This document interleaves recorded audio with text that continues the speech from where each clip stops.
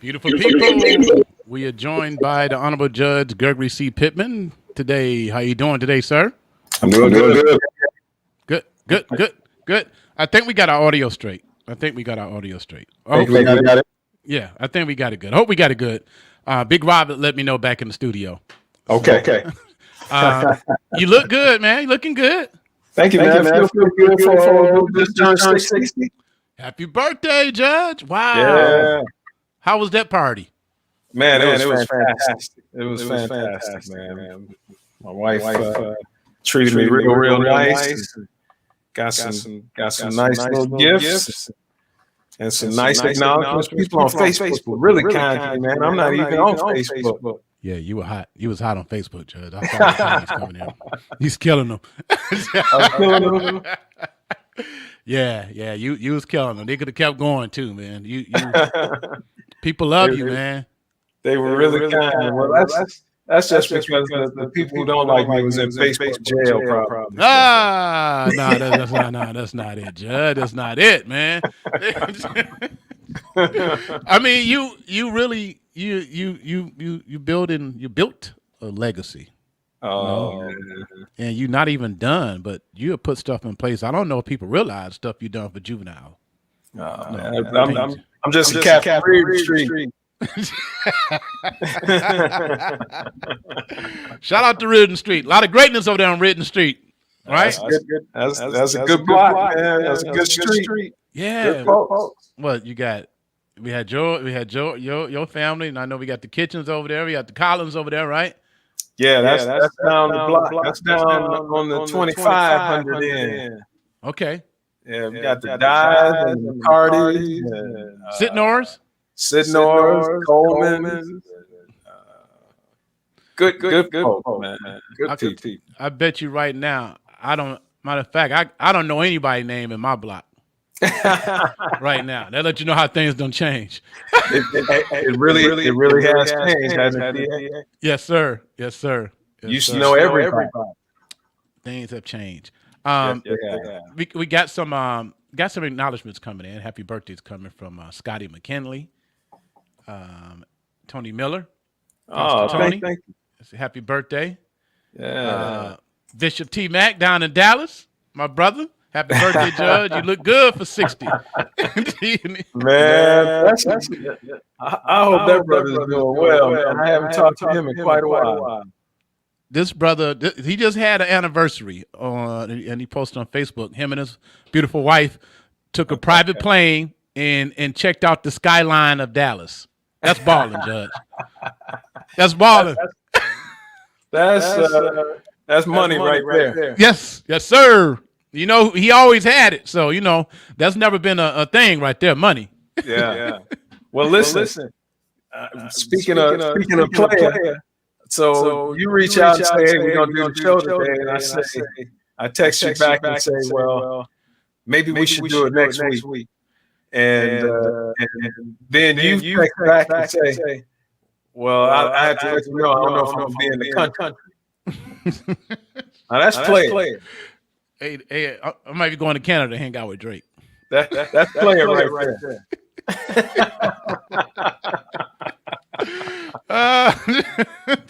Hey, you can't even comment on that. Hey, my stimmy money came in, Judge, so I'm good. They hooked the brother up. They did. I don't know. We haven't seen stimulus money around my house. I think once you get over 150,000, I think you don't get any, Judge. It might be 90,000. Yeah, well. When you get 90,000, whatever the over is, we're not getting any. Wow. We're getting feedback that we getting some echo, Judge. So I don't know. I don't know how we're gonna fix this in the middle of the broadcast. How about that? A little better. And it's not coming. I'm not getting it here, but apparently our listeners are getting the feedback. We live on Facebook family. Our Facebook family live on Facebook, and we live on radio. Judge, if you can, if you don't mind, I'll let you just talk for a few minutes and just tell folks what you've been up to, and I'll shut up when you're done. We can just sign off. But if you can give us an update on what's been going on, I'll just let you talk, and hopefully it won't be any feedback. Well, I think I hear feedback from me. So that's probably what people are hearing. Hey, it's gone now. Are you able to hear me? Yeah, I was able to hear you. Yeah, I didn't. Okay, there it is. Back again. But Wow. and this is real time technology, and I don't know if I can make some adjustments here on my end. I don't know if it's coming from my end that's causing the feedback. You know, but if you have a question for the judge, you can post it on our timeline, and judge can answer it. And if you any comments you would like to make, hope the feedback. Are you still getting it, Judge? Well, I don't get any feedback from you, but I'm getting it from me, and that's probably what what our listeners are getting as well. And it's annoying. I know it. Right, right. Well, technology is not working for us today. It's been a friend. It's been a friend for us, but today it just seems to be causing a problem. We live at the Judge Pittman. We're trying to do this social distance thing. Maybe it's time for us to get back in the studio together. I got my vaccine and shot, and you don't got yours. I'm ready, man. Yeah, yeah. I'd love to be in the studio with you. Are you still getting? Are you getting the feedback, Judge? I didn't get it then. Okay. All right. Let's try it. Okay. Maybe maybe we good. Maybe T Mac, let me know, or my producer back in the studio will let me know. Well, let's give it a shot, man. It's I don't want to tear anybody's ears up because I know that's annoying. But I'm not hearing me. I'm not hearing the feedback that I was getting before of me. So okay, that's good. That's good. Okay, Judge, anything new? Oh, lots going on. Lots going on. The big new probably is that as I've kind of tried to explain before, the court is operating under a different schedule, so to speak, a different framework around COVID, and our responsibilities and our availabilities are dictated by the Michigan Supreme Court, not necessarily the governor's office. And we are pushed back based on that, based on what this big surge in Muskegon has produced. We are pushed back to phase 1. We're back to where we were at the beginning of the pandemic as far as our abilities to conduct business here in the courthouse and in the court. Wow, Judge, I didn't know it got that bad, man. The numbers we were down at some point to a infection rate of less than 1.5% in Muskegon County. Last number I looked at, and I haven't looked really this week yet, but the last number I saw, we were somewhere above 15%. So that's an incredible increase, man. I don't know what's happening. I stay at home, so I don't know what's going on. Just listen, so do I, man. So do I. Oh, Tawanda McDaniel said it was over 8,000 positive cases today. We broke the 8,000 mark. Mesquite, total probably. I would assume. Sure total. Yeah, man. It's hitting pretty hard. One of the things I think we're seeing is that as these vaccinations are moving through the older population that was allowed to be vaccinated first, you're seeing probably a big surge with young people who are still who haven't been vaccinated and who probably are maybe a little wrongfully thinking that things are opening up and they can, kind of, even like Anthony Miller is saying here, they're letting their guard down and they're not doing the things that they were doing before. And that's probably where that surge is really coming into play. Wow. We got to be patient, man. We got to be patient. This thing, the nature of a virus I know this much. I remember this much from Mr. Martinez's science class, Mr. Shook, those guys. Right. The nature of a virus is to attempt to find a new way to create its own self, to mutate so that it can continue to thrive and live.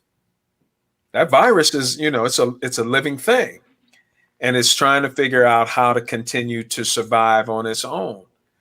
And when when it finds itself kind of being cornered in one way, if you give it room, if you give it the opportunity, it's going to mutate. It's going to find a new variant of itself to continue to live. And that's what we're hearing about, these variants that are coming from Britain and Brazil and other kinds of places that are being introduced into our society. Right. And usually when a virus mutates, it becomes that much stronger or that much more virulent or that much more able to fight off what you found as an antidote or a way to fight it off. And that's what we kind of facing now, PA. I think, I went to law school, so I don't know. I don't know how I'm sitting here trying to sound like some kind of doctor or whatever. But question for you: last week, when County Commissioner Bob Skolnick signed that emergency declaration for the county, and he took some heat from some Republicans. Yes. Do you feel like the county should be in an emergency situation? Sure. If your numbers have spiked from 1.5% infection rate to 15% of an infection rate, there's a problem.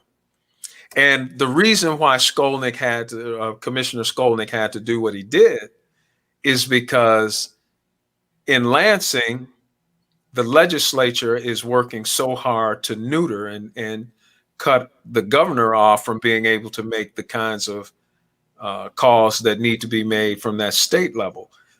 If you recall, you didn't hear a whole lot from Commissioner Skolnick back in the other surges because the governor still had the authorities that were then legislated away through new laws and new procedures that the GOP in Lansing came after her with.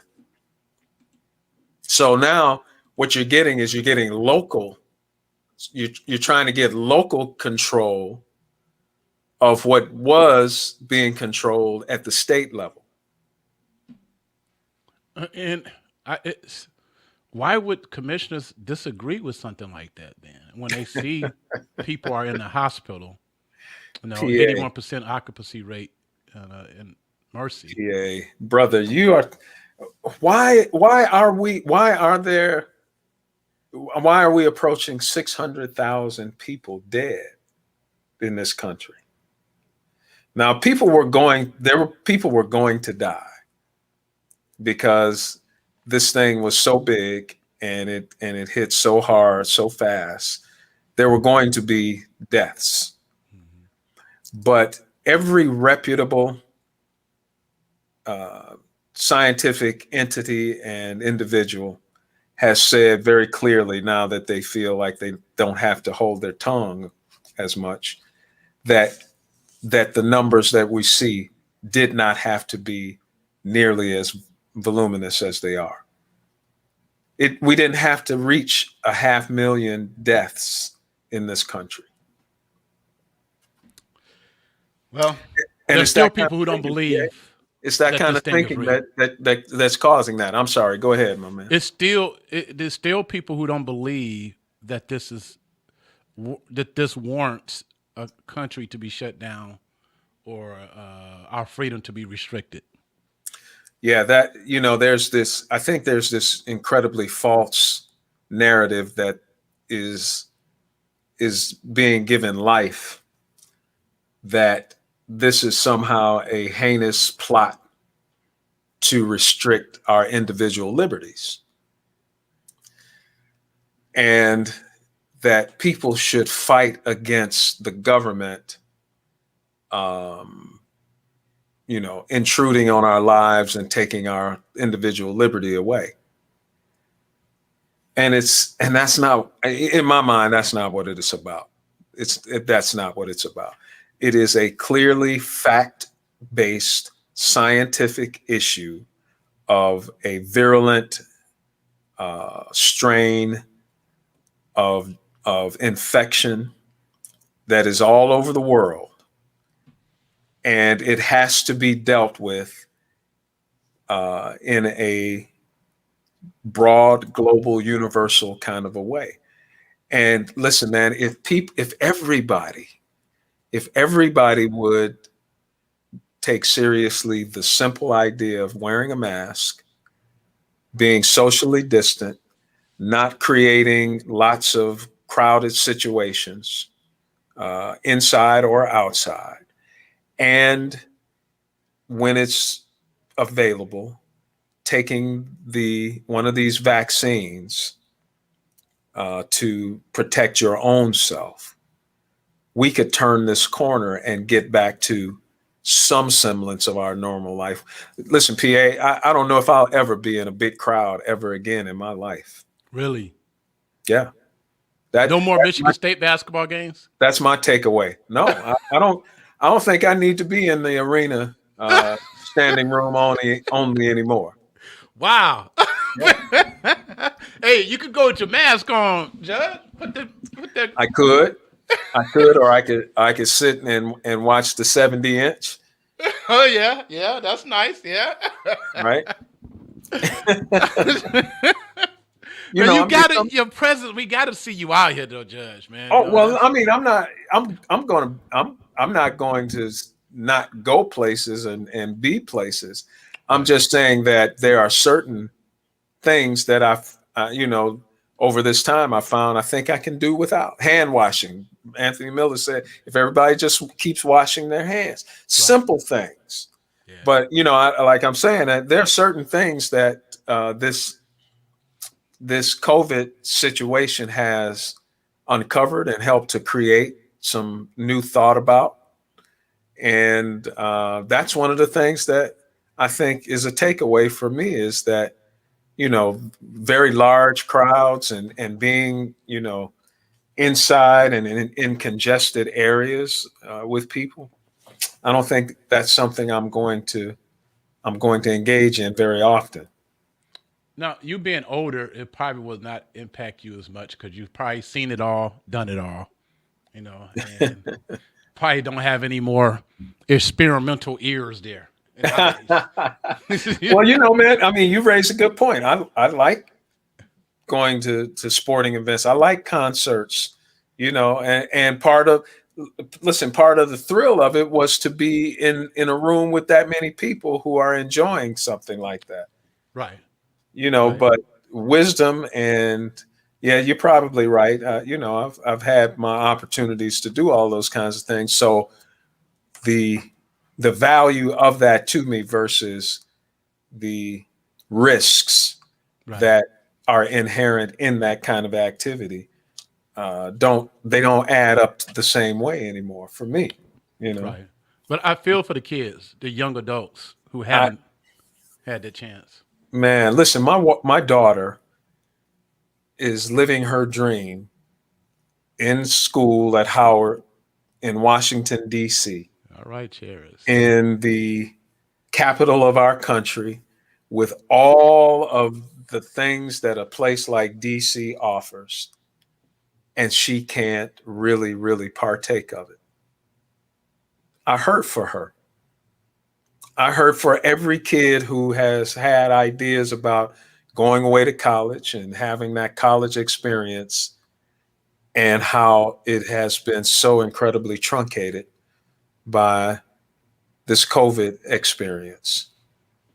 Kids are on campus, man, and they got to stay in their dorms, most of the time. They can't go to class.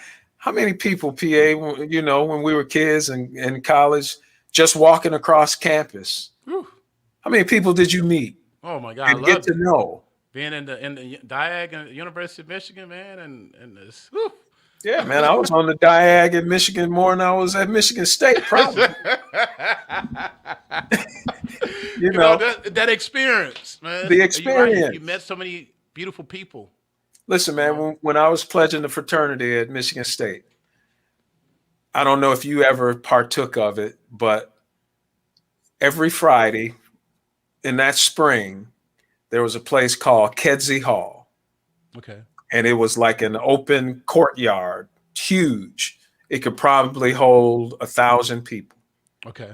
And on every Friday, all the pledges and all the fraternity folks and people would leave Michigan and Western and Eastern and Oakland and drive up there because at lunchtime, all the pledges were out there, and there would be easily 5, 6, 700 kids out there just hanging. You Right. built your schedule around making sure you didn't have a class between 11 o'clock and 2 o'clock on Friday because you had to be at Kedzie.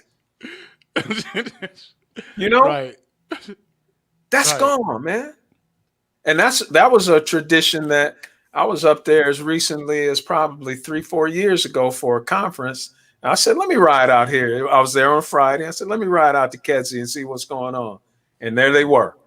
There the kids were hanging out. I'm like, this is still going on. This is as far back for me as 1979. Wow.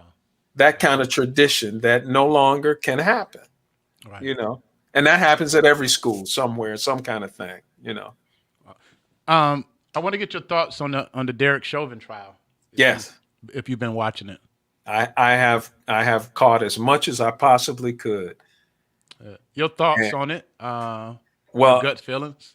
one thing I want people to really be appreciative of, and I think the experts who give commentary after the actual trial have been, I think, very good in helping people to temper what they see, because what you see now is obviously just one side of the case. Mm-hmm. You're seeing the prosecution putting on its case, and they have it choreographed to put it on in such a way that it makes it difficult for the defense to be able to score points. And it can give a sort of a false sense that this case is really, really going so well. But you got to remember that the defense attorneys in this case, they aren't any slouches. And they get the opportunity when the prosecution rests to put on their case in a way that is persuasive and brings things to light that they want to be brought. But I got to tell you, man, this prosecutor's office has done, I think, a really good job of laying the case out in a sequence that has certainly our attention, and I would imagine that jury's attention. They came with the very human and emotional and raw, kinds of reactions that people had who were bystanders and who were on the scene. And now they've gone to the more technical parts of it where they're talking about the cause of death. And the big issue in this case is causation. The big thing that the defense is trying to argue is that in spite of whatever the behaviors were of Officer Chauvin, mm-hmm. his behaviors did not rise to the level of being the primary causation of the death of George Floyd. But today, the testimony that was put on by the medical expert, who basically he ran it up the pole that the knee on the neck did not or was of such a magnitude that any other proximate causes, any other contributing factors were essentially of no consequence to the fact that this is what was the cause of death. And he also did a good job of filling in that gap. When we talk about autopsies, people say that, and that is probably the closest that you can come to the cause of how a person dies, but they're not infallible. Okay. And autopsies miss things.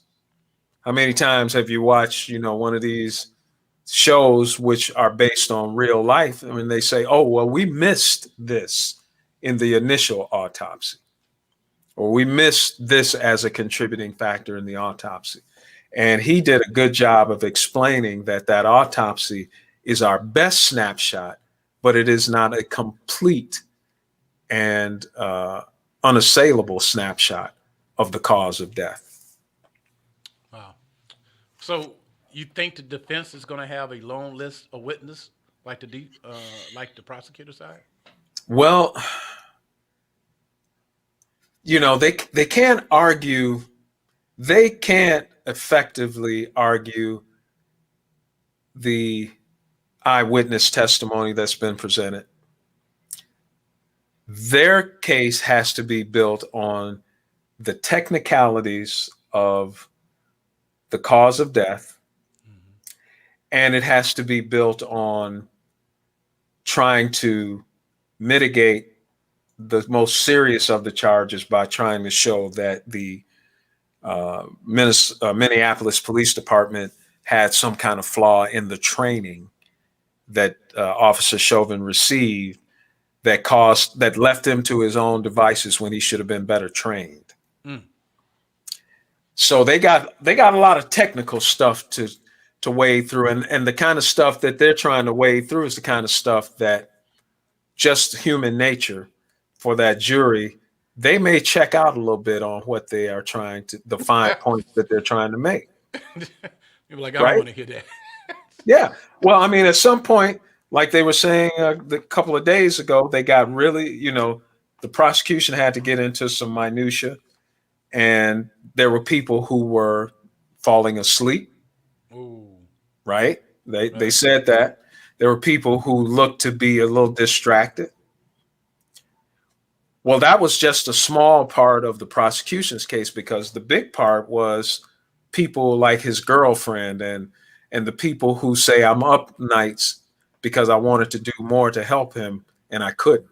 Right. Or the EMT who was on the scene, who was ignored and pushed to the margins instead of allowed to being able to offer some assistance. Right. That's the kind of thing that gets you riveted. Right. When you start talking about what's the pH balance, what is the, what is the chemical reaction to this? What is acidosis, and you start doing that kind of stuff. Right. People are saying, well, you're about to lose me, because I don't even want to hear all them big words you got to use. Like a scientist. Yeah. And what they're going to be doing, I think, PA, as a lawyer who's tried jury cases, we know what the instructions are, but it's almost impossible for human nature not to say, if he's not guilty, why won't he testify? So you believe that matters? I believe that our system calls for innocence until proven guilty, and that the constitutional requirement is that you don't have to prove your innocence. And I believe that is the effective and best way to approach this. And I believe that the instructions that the jury is going to receive are going to highlight that. But you cannot tell me that human nature does not have the curiosity to say, I want to hear what he's got to say. Right. What this dude is writing a lot of notes in court. I wonder if he's writing a book or something. Like, he just write a lot of notes, don't share no expressions. My wife and I were talking about that the other day, and she knows it better than I do. When I was practicing law, when I had a criminal case, a jury trial, one of the things that I would do is I would give my client a pad and paper and pen, and I would ask them, of course, if you hear something that is important to you, please write it down and let's talk about it. If something that needs to be dealt with, that's first and foremost. But I also told them, if you hear something that bothers you, that you want to react to, that makes you feel bad, take that pen and start writing. Just write, doodle, write a note to yourself, anything to take your mind away from reacting in a visceral way that this jury is seeing you react. You don't want your client saying, Oh. you know, you you want them to stay as non-responsive as you can. So when you hear something that bothers you, get that pen and just start writing. So this could be a defense tactic then. Yes. This could be just that person reacting to something that was hurtful to him and how he feels his case is going. And his response, instead of being demonstrative or to show it on his face or to get disengaged, is to start writing. Mm. If he showed some kind of sympathy, do you think that would help him with the jury?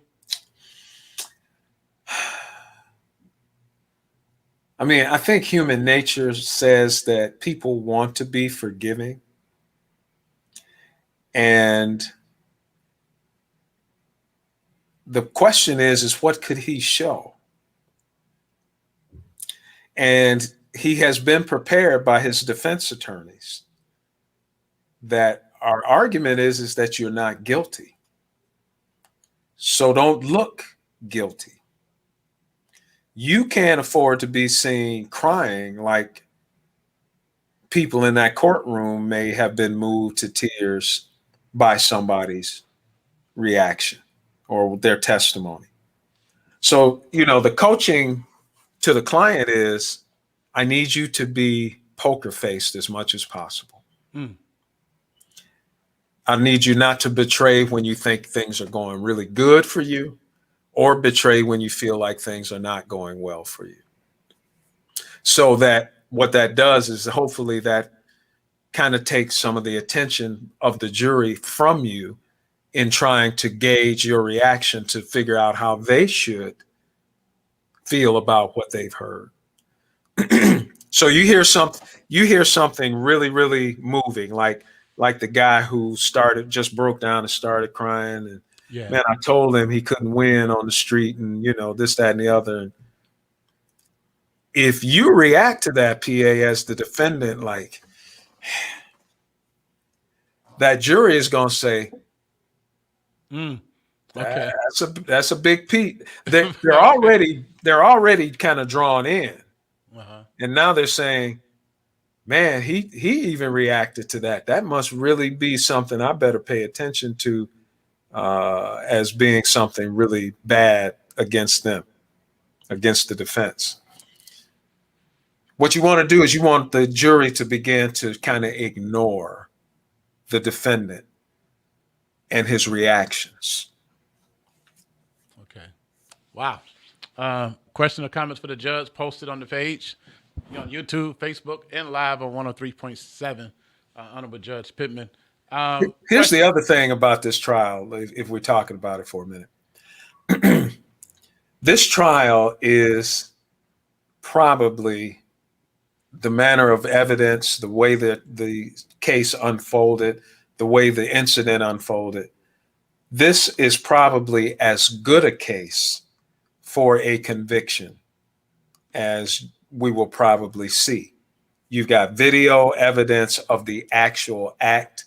It is a elongated amount of time. You're talking about nearly 10 minutes worth of video of the conduct that is supposedly the causation of the death. 10 minutes of being able to watch. And I was watching today, and they showed a piece of video that I don't think that they've ever shown before, of the close-up of the officer's knee on the neck. And they were talking about, can you make out, expert, how you think George Floyd is responding? Is he losing consciousness? Is he? And you could see it and it was so disturbing to me. And this is what this jury has been getting, the full flavor of, that we're not getting on television. Right. And So this case is if there's a case that a successful prosecution can be built on, it's this and how the evidence has been developed. So let's not get the false sense of security that there's been a breakthrough in how police involved deaths are going to look going forward. Right. This is kind of almost the perfect case. And I'm still not convinced that there is enough here yet for us to be of the mind that a conviction is going to be forthcoming. Really? You're not Yeah, convinced yet? I'm not convinced yet because Wow. I expect that this defense attorney, and these are defense attorneys that he's hired, are going to do their work Right. to present the best case they possibly can for the exoneration of their client. I would believe that part of their strategy is that if we don't get him exonerated, which they probably feel like is going to be a tough job, we need to have him found guilty of the least culpable of those crimes that are available for the jury to consider. Wow. And some of what they do will be kind of directed to that. I remember trying a murder case, and I just didn't see any kind of way that I was going to be able to present a defense that would get my client fully exonerated from being the cause of death of this person. So my approach in that particular case was, I do think I have a really good argument to make for what would have been called manslaughter. Okay. Which would be a much considerably lesser penalty for my client given his circumstances. And that's what my case was all about, was trying to keep taking that jury in the direction of manslaughter. Now, I never stopped arguing that he wasn't guilty, but the evidence that I kept pushing them to was evidence that he didn't intend to murder, to kill him. Right. But his actions were such that it clearly caused the death without the intent to commit the actual killing. Right. Also today, the Attorney General's office, I know you probably can't comment on it, but today the county Attorney General office filed a charges against WellPath employees and for the death of an inmate at the Muskegon County Jail from back in Yeah. April of 2019. Were Yeah. you surprised to see that? No, not really, because in the environment we're in now, there is a responsibility that has increased, that our corrections institutions have to be vigilant about the protection of the inmates that are involved. And I'm not making I have absolutely no information about the propriety of the charge itself. But I do know that when you have a death in a corrections institution, that kind of thing, that there is a level of scrutiny that almost invariably calls for there to be some level of criminal charge involved, along with the consideration of any civil remedies that the estate of that inmate would have. So I'm not surprised. I'm not surprised. I want to make sure I effectively communicate. It was sheriff office staff that got charged, along with the contracted company WellPath. So Yes. Yeah. Yeah. There's clearly a responsibility for a detention facility to safeguard the inmates from being a harm to others and to themselves. exactly. Yeah. Judge, last time you was on, I think it was last week before last, we was with KG, Keith Guy. Are you happy with how the things played out, how things went, this whole situation with the referee? I think that it yet remains to be, fully resolved. I am satisfied to this point that there is the requirement that there was a criminal charge. I think that that's appropriate under the circumstances. As I said before, I thought that this was beyond a basketball game and an incident that was simply attendant to a basketball game. I thought that the referee had at his discretion and disposal the means by which to deal with what was at that time an incident that occurs during the course of a basketball game. And I thought that the manner in which he handled it ignored that discretion that he had available to him and took it to a level that is now and is rightfully considered to be an offensive behavior, an offensive touching, an assault and battery that deserves the attention of our system of jurisprudence. Yeah, I think this is where things should be. It yet remains to be seen how it ultimately resolves itself, and I'm going to be really interested in how it does resolve itself. And I would say this, PA, to the community: the outpouring of concern and scrutiny and calls for things to not be simply business as usual, I thought was I thought it was heartening. I thought it was inspired. I would say that those who were concerned, stay concerned, and continue to have the expectation that it's not enough that there simply be a charge. There should be an appropriate outcome that that evidences that justice is served in the appropriate way, not overkill, not doing things that are outside of what would be reasonable for any other criminal case. But by the same token, it should not be minimized and moved back to the realm of, well, this was a basketball game. Mm-hmm. No, and we should remain insistent and consistent in expecting that there will be a legitimate outcome that serves the interests of justice. Right. Are you overall happy with how things are moving in Muskegon County, the criminal justice system that you're a part of? Are you seeing progress? Things could always be better.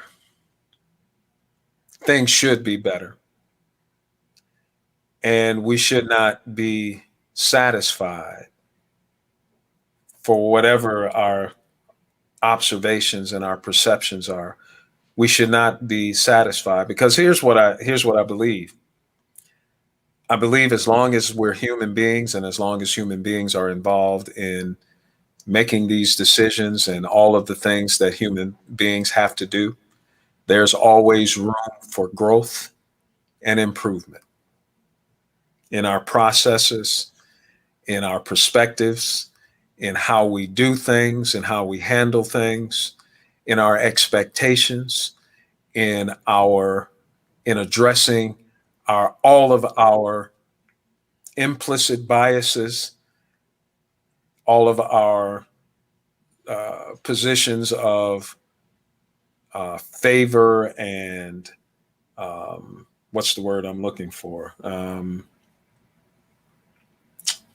Where we feel our entitlements, how we feel entitled, mm-hmm. how we examine and look at our fellow human beings because of what they look like or where they come from. All of those things continue to exist because that's a part of our human natures. Right.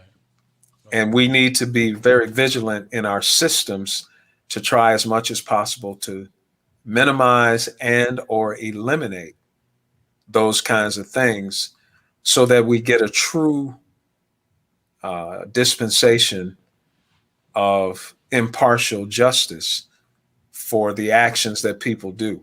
And that goes both ways, PA. Right. Just because you're the black man coming into court doesn't mean that somehow you've been put upon unjustly. Right. Right. And we can't be in that moment where our scrutiny is such that because of all of the injustices that we've seen, that we negate the fact that there are people still committing crimes Mm-hmm. and they need to be held accountable. Right. And they are people of color, just like there are others. And we have to be big enough to understand that even in the face of what we see as sometimes withering injustice for reasons that are not fair, that doesn't give people carte blanche to be antisocial and have criminal behavior because somehow it's owed to you, or we got a right to it, or no, Right. that's an entitlement too. Right.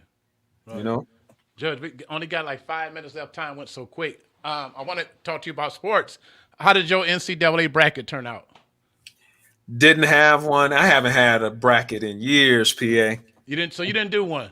No, it had gotten to the point for me, it took away the enjoyment of the tournament because I was so caught up in making sure my bracket was tight. But listen, man, those cats from Baylor, those were some grown men on that court. Man, those guys were big and strong and fast, and they played the game at 100 miles an hour. They could shoot it. Yeah. They could defend. They could jump.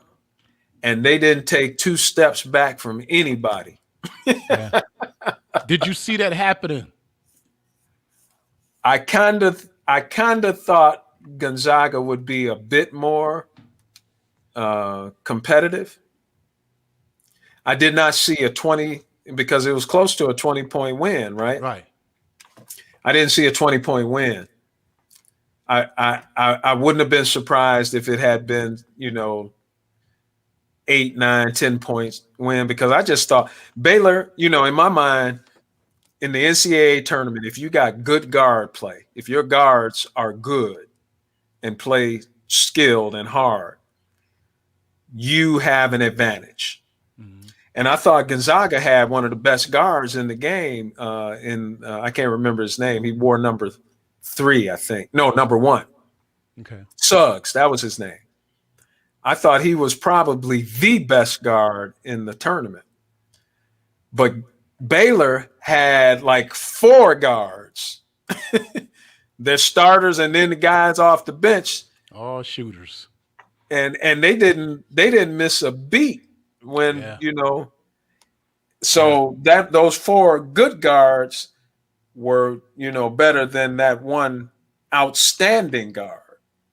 Yeah, I ain't gonna lie, I slept on Baylor. I didn't see that coming.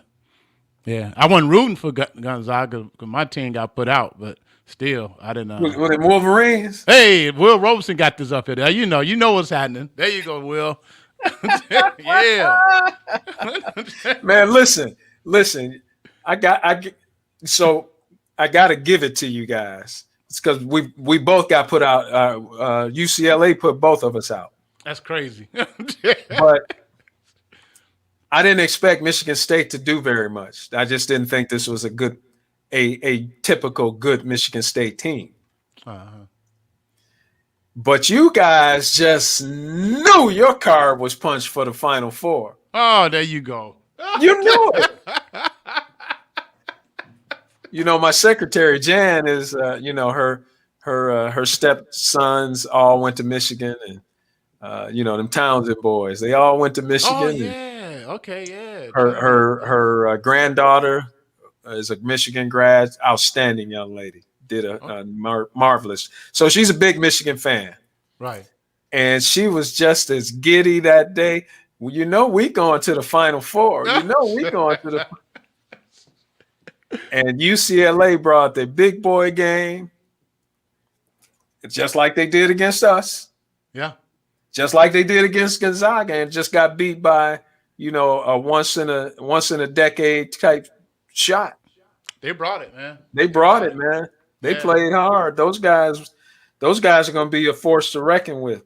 Yeah. But listen, next year, the Spartans are bringing in a class that y'all going to have to bow down to. Oh, come on. You haven't seen Juwan Howard recruiting class then. Juwan Howard lost to arguably one of the worst Michigan State teams in the last 20 years. Because it wasn't nothing on the line, Judge. He just beat y'all and got the title. They weren't really hyped. It's like, why we got to do this again? Did they put the uniforms on? Did they roll the ball out to half court and do a jump ball? It's kind of hard to get right back up after you don't beat these guys down. Like, you got to go back out here again. We're trying to get to the final. Did they keep score? Did they keep score? I mean, we did it last year. We beat you 3 times in one season. Oh, wait a minute. We did that. We did that 2 years in a row, didn't we? I don't know. Was it 2 in a row? Yeah, I think we beat you 3 times each of those years. It's been a bad stretch, but we back, baby. We are back. The blue is back.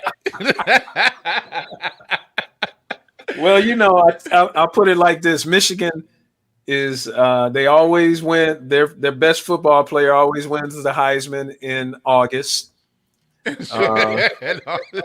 The basketball team is always a Final Four team in July. And they never lose, right, huh? And they never lose a game. They just ran out of time. Yeah. Judge. Hey man, it's been nice. Always. Thank you. Always, PA. So go and be player, man, and head out of the country and let us Continental 48 continue to do what we do. Hey, we try to do it. I'll put it in for you. I'm a rep. I might even put on some Michigan State gear. My man. Hey, Tony Mack, it's good to hear from you, brother. Yeah. You had a lot of good comments before we go. You did get a lot of good comments in from Tawana McDaniel, Frank Noble, T. Mack, Anthony Miller, and Will Roberson, and another comment from Erica Weimer. Erica Weimer, yeah. Pittman. Well, Will came with, Will is my guy, but he came with that week go blue stuff. So he owed me one on that one. Oh, you some push-ups. All right, Judge. I'll see you next time, sir. God bless. Love you, man. Love you too, man. God bless you. Thank you for what you do for us in this community. Thank you. Man, love it. Thank you. God bless you. Talk to you later, Judge. Peace, brother.